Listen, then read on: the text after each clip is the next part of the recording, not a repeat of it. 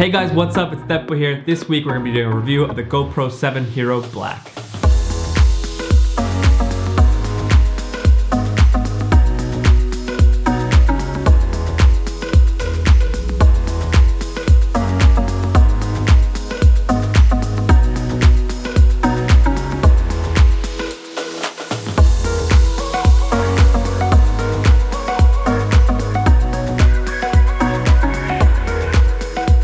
I've had the GoPro Hero 7 for a few months now, but I really wanted to take my time to review it because a lot of times you actually haven't taken it out into the field and used it in your own videos before you do the review. So I wanted to take the time to test it out and really try it out to see what I think about the GoPro Hero 7. Now, just to give you a little bit of history of me owning GoPros, the last GoPro that I've had was the GoPro Hero 3 Plus. So it's been a long time, and I think the reason why I haven't really updated and bought the new GoPros was I never really enjoyed them that much.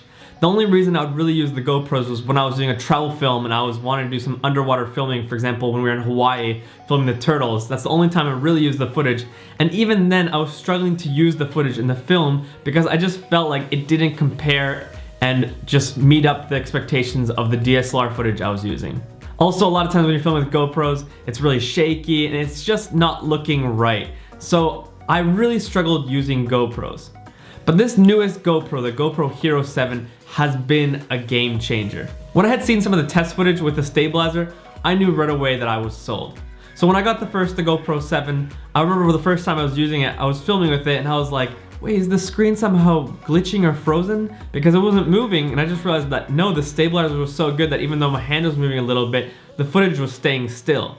So that's the first thing that I really love about the new GoPro 7, stabilization. You can literally film handheld and it almost looks like you're using a gimbal or just some sort of stabilizer to get that really nice, smooth cinematic footage. I don't know if you guys remember, a few months back I did a vlog video from my trip to Toronto and I filmed the whole video on the GoPro Hero 7, and even with that footage you could already see that it was a lot more cinematic, a lot more stabilized and smooth, and that was as well just filmed all handheld with a GoPro and the GorillaPod. The second thing I've been really impressed with GoPro Hero 7 is the cinematic quality. Back in the day when I was filming, I always felt like the footage just didn't look that good. But now with new features like Pro Tunes and linear mode, you're able to get a lot more cinematic looking footage coming out of the GoPro Hero 7. Not to mention 4K 24 frames per second, it looks really good. The third thing I've loved with the GoPro Hero 7 is the audio.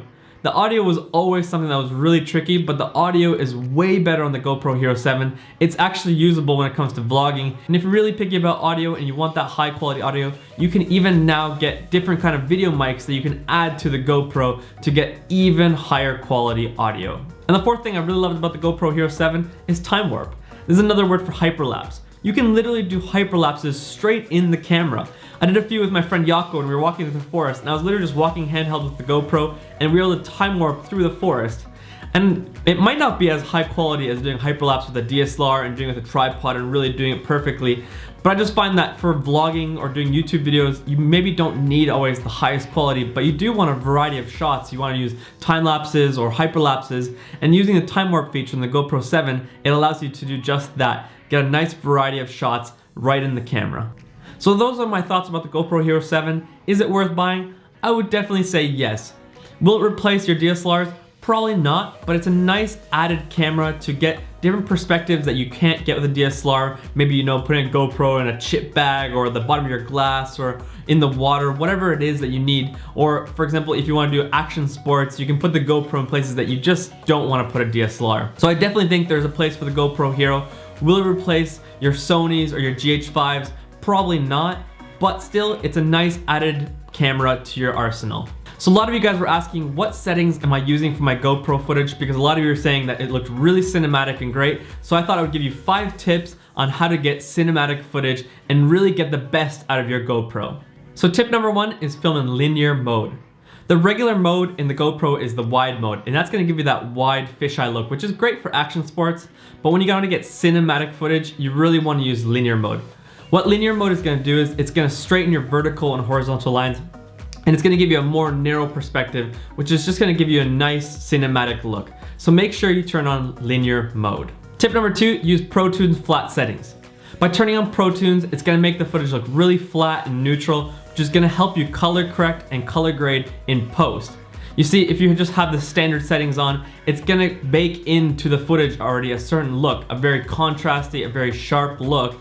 But when you have the Pro Tunes look on, it's gonna be very flat and neutral, and to your eye at first, it might not look as good, but don't worry, when you bring it to the computer and you start color grading it, you're gonna be happy that you had Pro Tunes on. Tip number 3, turn down sharpening. In general, the GoPro footage is gonna be always too sharp. So you wanna turn down the sharpening to get a nice cinematic look to your footage.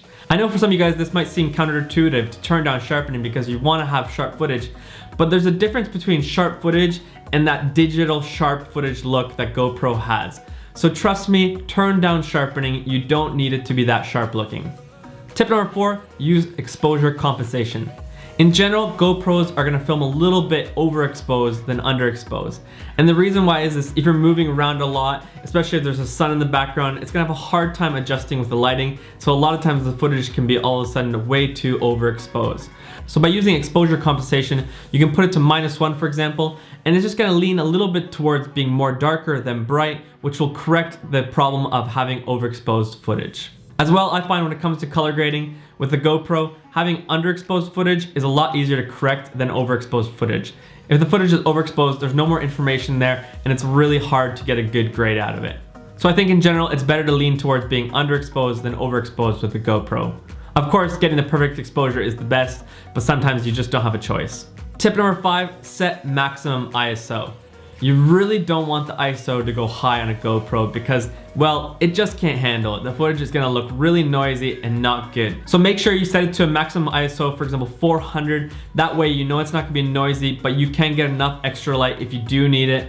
But I would suggest to not use the GoPro when there's not a lot of light. The GoPro works best on a really nice lit day.